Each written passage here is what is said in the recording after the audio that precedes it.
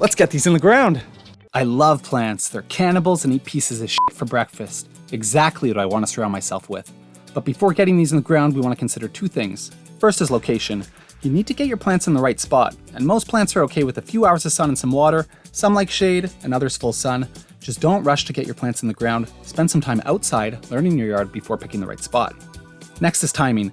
Spring and fall are the best time to plant. Middle of summer is the worst, but it's still doable. You'll just need more water and maybe some cover from the sun. If you can't get your plant in the ground for a while, it's fine to leave it in the pot as long as you keep watering it. Just don't let it dry out.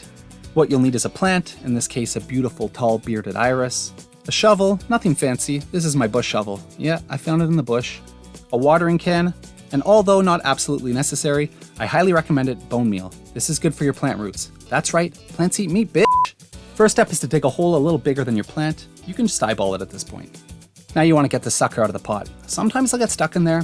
I just roll it on the ground and squish it to loosen it up. You should hope to see a healthy root system holding the soil together.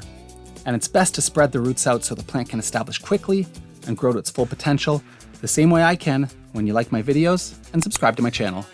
See what I did there? I thought of that with my brain. Now pop her in the hole to see if you nailed it first shot. Your hole needs to be the same depth as the plant, so it sits level with the soil around it. If it's not, either add dirt in, or in this case, take more out. Ah yeah, that's what we're looking for. Once you're satisfied with your hole, toss in a handful of bone meal. Bone meal is all about the roots, and the roots are the most important thing when transplanting. Now water your hole and drop your plant in. This helps get the roots nice and wet. Backfill using the soil you dug out, not some fancy store-bought bag stuff. The plant needs to learn to grow in the soil that's there. And then use your hands to press it around to make sure that the plant stays upright. You can do this little punching technique. I'm not sure what that's all about, but it looks kind of cool. Yeah, I like that. And then water it again, thoroughly. I mean, soak it.